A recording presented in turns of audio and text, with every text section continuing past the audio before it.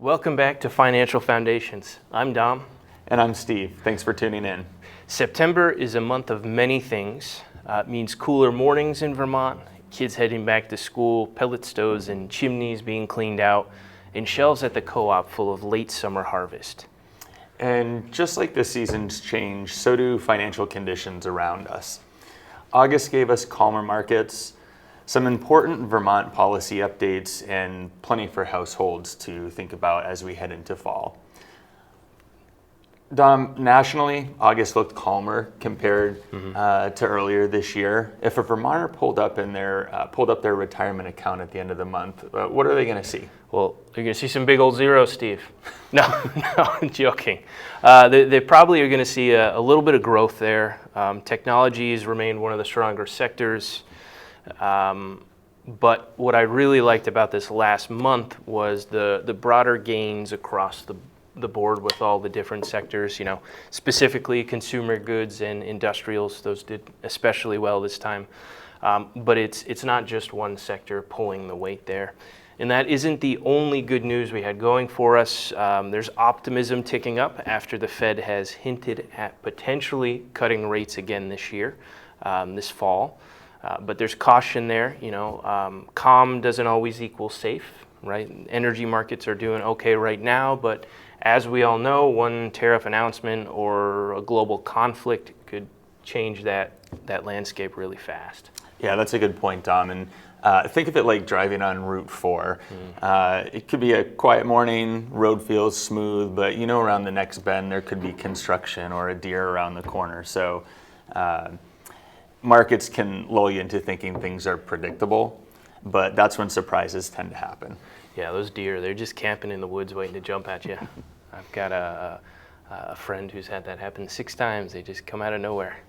But a little closer to home, Steve, what has stood out for Vermont's financial news? Well, we're going to take a look at 3 different things this month. First, health insurance. So the Green Mountain Care Board cut Blue Cross's request to increase insurance rates by 23.5%, and now it'll just be a little less than 10%. And MVP's increase was just over 1%. So while it still increases, it's not nearly as painful as what families had feared in Vermont. Second, state economists raised revenue forecasts, which means the state is bringing in more money, but transportation funding dipped a little bit. So anyone driving out there on Route 7 knows how that feels in the form of potholes and delays. Yeah. Third, flood recovery. So some good news from some of the flooding in 2023 is that $67 million in federal grants are now open to towns and families that are still rebuilding from the July 2023 floods. And that's real money, but the test is how quickly it's going to make it into the pockets in Ludlow and Barre. Yeah, you mentioned a lot of important things there. Roads specifically, transportation is kind of an abstract item that most folks don't think of when they're looking at reports, but you definitely feel it when you have to go back to the shop to replace a broken rim or something like that. And then as far as the flood recovery goes, $67 million is a big amount. It's a lot of houses, but the number is not so much important as the time it's taking to get that. That was 2 years ago, and we just now got that. So there's a lot of those families who've been kind of without a home for a little while or renting. So it's good that that's finally moving forward for them.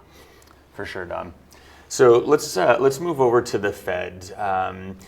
Chair Powell hinted at possible rate cuts at Jackson Hole last month, and so what does that mean for Vermonters here? A couple different things. It's kind of 2 sides of the same coin depending on which side you're on.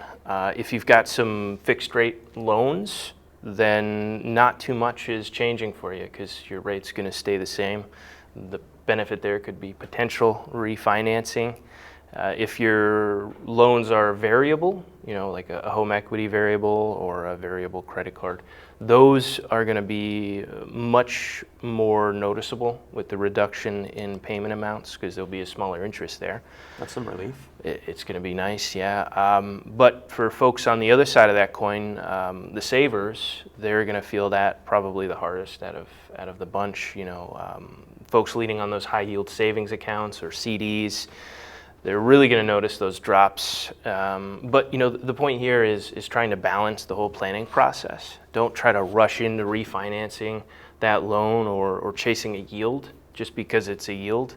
A good example is just say you're a Rutland family trying to decide whether or not they want to renew a 12-month CD. Maybe a shorter term is better for them so they can get some access to some funds going into a cold winter. They could even look at potentially laddering, which is another approach we use with a lot of folks. But the key there is going to try to be remaining flexible. Yeah, that's spot on. I like to think of reserves in Vermont as firewood. You don't stack all of it deep in the shed where it's hard to reach. You keep some by the door when the temperature drops quickly. Definitely. Even if it's not the highest yielding log, the accessibility matters more when you need that. So. Yeah, I know I do that with my pellets. I have probably 6 or 7 bags I keep inside so I don't have to go out in the morning and grab a bag of pellets when it's cold. Yep. It sounds like it's really less about squeezing as much interest as you can and just trying to be a little more prepared for those surprises. That's best in an uncertain environment, for sure. Steve, moving on to our next little topic for discussion, back to school season. Always feels exciting, except for people writing the check to the back to school expenses. What's happening for families this year? Well, it's definitely heavier than usual. Families are still buying the basics, backpacks, sneakers, laptops, but it's against a backdrop of record U.S. household debt and increasing costs. Yeah. So parents sending kids off to UVM or Castleton know how quickly the extras pile up from dorm furniture, meal plans, and even travel costs. So the danger is enthusiasm turning into overspending, which can happen pretty easily. Yeah. So when debt balances are already high, it can limit the flexibility if costs are rising later. Definitely. So I guess my takeaway is focus on those essentials first, delay the extras, and really protect those emergency savings and give yourself some breathing room. Definitely, that hits home. Buying stuff is very exciting, especially when you're going to school. You're doing all that fun stuff. You're trying to keep up with the Joneses. Kids probably don't say that these days, but you know what I mean. We were actually talking about all that back to school shopping you had to do for your kids, and it made me a little more thankful that I just have a couple of cats I had to shop for, so not too much there.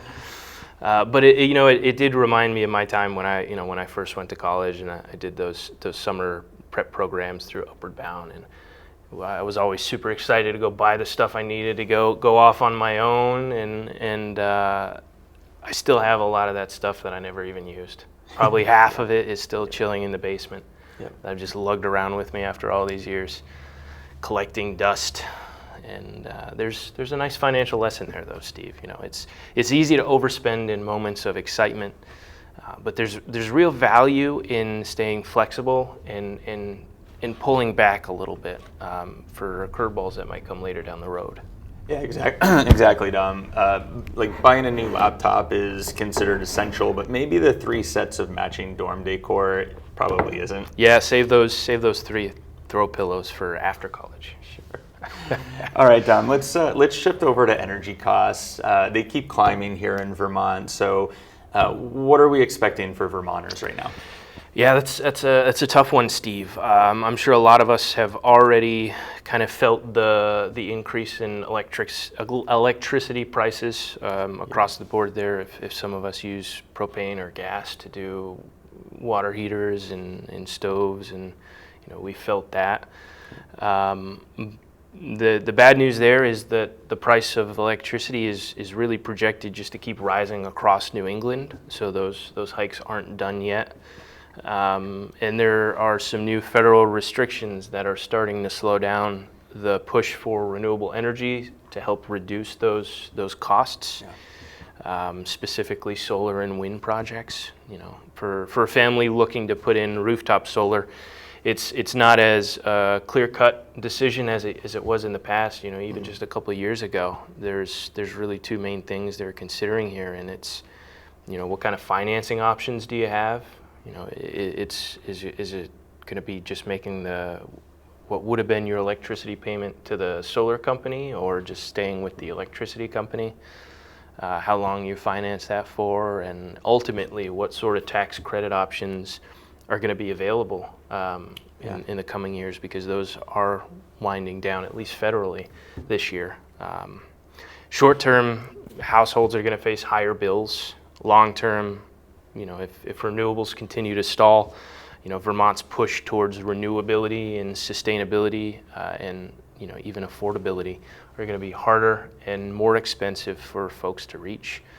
But there are some practical, straightforward moves folks can make. Consider building some heating reserves, whether you use propane, wood, oil, pellets like me. Having some extras that you might not need in the shed will help you to kind of edge against increasing prices there. Considering home efficiencies, I myself just put in a heat pump. Things like weatherizing, heat pumps, pellet systems. I got to tell you, the heat pump's awesome. I don't know how I lived without that heat pump.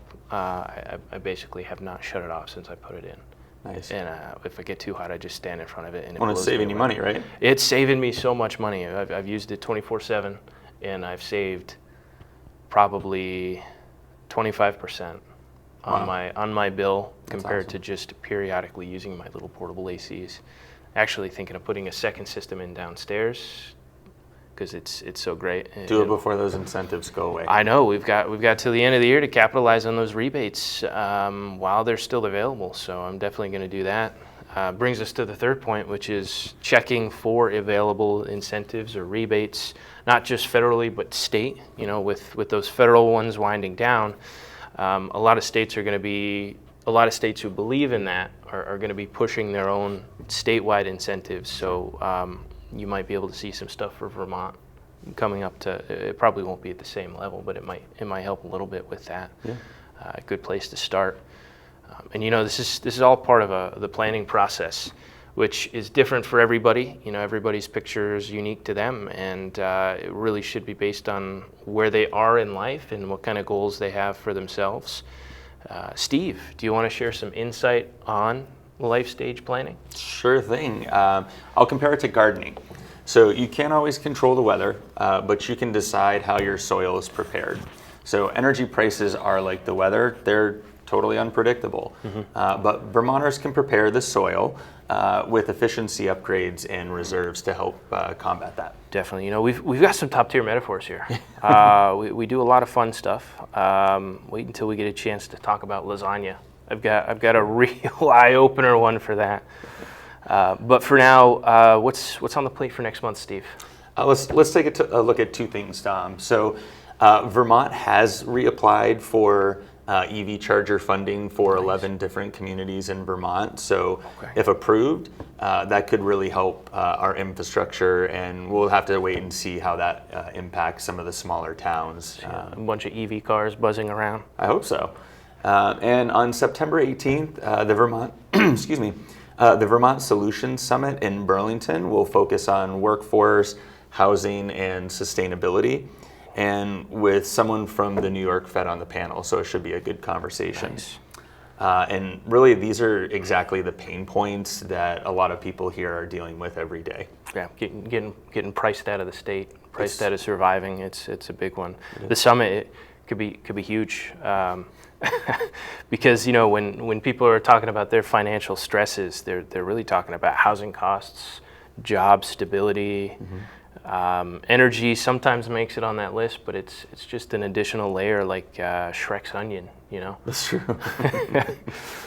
But Steve, fall, like we've been saying, is a season of change, and you've often said planning has its seasons too. Do you want to walk us through that metaphor? Absolutely. Awesome. Unlike Vermont's 4 seasons, we're going to talk about 3 seasons here. We've got 5 in Vermont, actually, Steve. You can't forget about mud season. Oh, that's true. Well, let's take a look at the first season of planting. This is early starters, or planting the seed. So Vermont's new program, Vermont Saves, it's an auto IRA. It now has over 4,200 participants. Wow. It's got over $2 million in the program saved. So even $20 a paycheck really matters, and it's great to see these programs being utilized for the stability of the future Vermonters. I heard it's a lot of younger folks capitalizing on that program, which it just reinforces your point. You know, the younger you are, the earlier you start. It doesn't need to be huge amounts. Small amounts are going to go a long way over time. Yeah, start those habits early, and they'll go a long way. So after you've set that foundation of saving, the next planning season is mid-career or tending that garden. This is more about fine-tuning, kind of making sure you have the right asset mix, that you're in the right risk tolerance, and you're handling your taxes efficiently. Vermont's pensions, as a side note, reported strong returns this year, actually the top in the country, and that just shows the potential of long-term strategies. But we don't want to forget about the risks of investing. Vermont's on the board. There we go. Oh, we are on the top of the board. It's great to see. So let's move into that third season of planning, and that's retirement. So this is where we want to really harvest with care. If rates drop, yields on reserves may fall. Retirees definitely need flexibility, as we talked before. So balancing your distributions, your healthcare costs, maybe even some part-time work. And I don't know if you know about this, Dom, but over a quarter of Vermonters over 65, they still work. So, you really can tell how fluid these seasons can be. Yeah. And for folks at home, that 25% isn't just people who want to work. That's some folks who have to work. And we said earlier just on the healthcare's going up. They wanted to increase that by almost 25%. They limited it to 10%. So that's one thing we can always be sure of. Those costs are going to keep rising. So I think those stages are even more important. And I do like that framing. I'm a metaphor guy, but to me that kind of sounds like farming. I can't actually farm to save my life, but I can do the financial farming pretty well. Each season does different work. It's got a different purpose. Spring is planting, summer's tending, fall is harvest, like you said. You won't try to harvest in spring or plant in fall. And financial planning is really pretty similar to that. You really got to know which season you're in, or which life stage. And you don't want to end up pushing growth at a time when you really should be focusing on protecting everything you've spent your life building. Exactly, yeah. And the challenge is just making sure, again, recognizing the season you're in and making those adjustments as those life changes take place. So let's move into the community corner, Dom. So why don't you tell us about the events in August and how those went and what's on tap for this month? This is my favorite segment. I love this segment so much. August was packed, as most months are for us. We did a smart tax planning session in Castleton. That was hugely successful.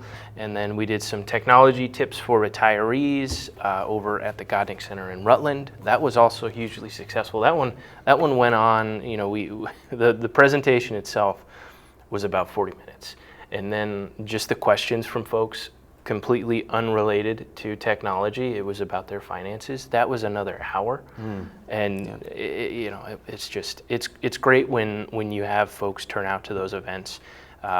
When they're asking good questions and when they feel comfortable enough to ask questions in kind of a seminar environment where they're surrounded by, most of the time, a bunch of people they don't even know. It's great. September is honestly shaping up to be the biggest event month ever for us. We've got some massive milestones here. I'm super excited about it. We're going to be in Bennington again on the 11th. That is my birthday, actually. We're going to be talking about investing basics over there. And then we'll be back in Rutland. So if you're kicking yourself for missing those August events, don't worry. You can come to the September ones. They're always free events. They're open to the public. You just reach out to you could reach out to PEG TV to ask about that. We can get some information, or the senior centers themselves. They're sessions where people can come, feel comfortable asking questions, leave with tools and knowledge to become a resource for those that are important in their lives. And they're free. They're free. Yeah, free is the best price, I think, of anything, really. But the biggest thing in September, and this is something I'm so excited for. I've been working on this for almost a year. It's a financial planning course with Stafford Tech Center. We've partnered with Adult Education to offer a 6-week financial planning basics course. I'm honestly so excited for that. It's going to be in the evenings, so whether you're just getting started, you're not sure what to do, or you just want to kind of sharpen and fine-tune your skills, we've designed this course specifically to help you understand the essentials of investing and how you can build, a basic personalized plan for yourself step by step. We're going to be using a bunch of real-life examples. There'll be a lot of simple tools and handouts and a lot of hands-on activities.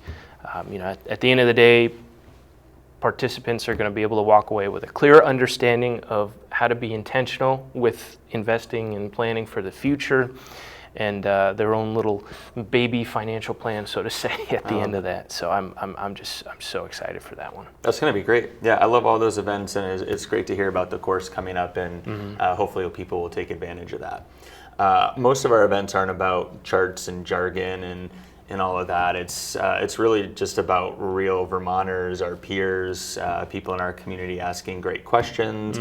And that's often, like you said, where we spend most of our time. So, you're making a good impact when people take you off topic and want to talk about finances in general. Yeah, it's great. It's why we partnered with PEG TV to do this program.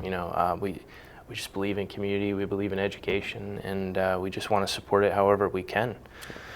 But enough getting sappy here, Steve. We'll wrap it up for folks. Let them get back to their days. What's the big picture from today, Steve? Well, let's look at the 3 themes nationally. So the Fed signaling possible rate cuts coming up for the first time in quite a while. Families, of course, being stretched financially with the back-to-school spending, and of course, energy bills are continuing to climb, not just here in Vermont, but across the country. Yeah. Although I have seen gas coming down, which is nice. A small win. That's right. In Vermont, we've kind of added our own twist to the national headlines. So big news here is that smaller than expected healthcare increase hike, which is always great to have less expenses, although again, those are increasing a little bit. Yep. We also had stronger revenue in Vermont, and some of the flood recovery, which is coming back to the state, is big news. And then lastly, just even though the national headlines are moving away from renewable energy, we do have a chance at getting some more EV dollars coming into Vermont for the year ahead. That's going to be good. So really, though, the thread through it all, uncertainty, changes, moving into a new season, both financially and within Vermont. And so, flexibility and steady habits really matter a lot more than these headlines. Yeah. So, Tom, that was my closing thought. What about yours? Hit the gym. Start stretching, stay flexible. No, planning. It's like we said before. It's not about chasing headlines or yields. It's about building steady habits. You want a solid foundation, and sometimes that involves leaning on your community or becoming a resource for people to lean on. And just like we hope you check on your neighbor after a storm, which is something that hasn't been as common these days. We kind of want to try to bring that neighborly love back to Rutland, but it's just as important to check on your own plan from time to time. It can make all the difference, just making sure it's aligned. It's a metaphor here it's the difference between driving around, sailing around a hurricane or trying to sail through the hurricane. Much nicer if you go around that thing. Just might take a little longer. It might take, yeah. It's okay. But thank you all for tuning in. We appreciate it. Thank you, PEG TV, for letting us put this fun show on. Until next time, take care of yourselves and take care of your neighbors. I'm Dom Stillwell. And I'm Steve Morneau. We'll see you next time on Financial Foundations.